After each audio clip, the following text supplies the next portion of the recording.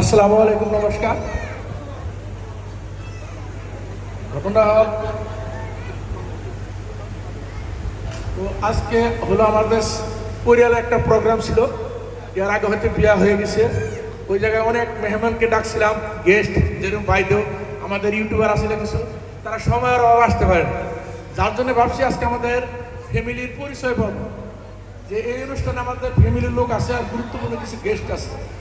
যার জন্য ভাবছি যে ভাইদেওরে আমরা সবাই খুব ভালোবাসি, অনেক সম্মানীয়, আমরা খুব শ্রদ্ধা করি।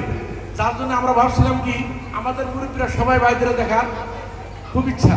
তা আমরা ভাবছি আজকে আমাদের ফ্যামিলি প্রোগ্রামে ভাইদেও যদি আসে আমরা খুব আনন্দিত হব। তার সাথে আমাদের আরও কিছু যারা social media, funny video, TikTok, YouTube, ফেসবুকের লোকে জড়িত আমাদের মাঝে কিছু গেস্ট আছে, হয়তো আমরা কিছুক্ষণ পরে তাদেরকে স্টেজ উঠাবো।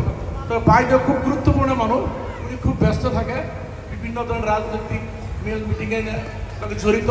যার জন্য আমরা ভাবছি ভাইদেও সম্বর্ধনা আমরা প্রথমে জানাই দিলাম, আর বাকি সম্বর্ধনার কাজগুলো আমাদের গাজীপুর বাইরে আজকে এই অনুষ্ঠানে ডাইকে আনছি।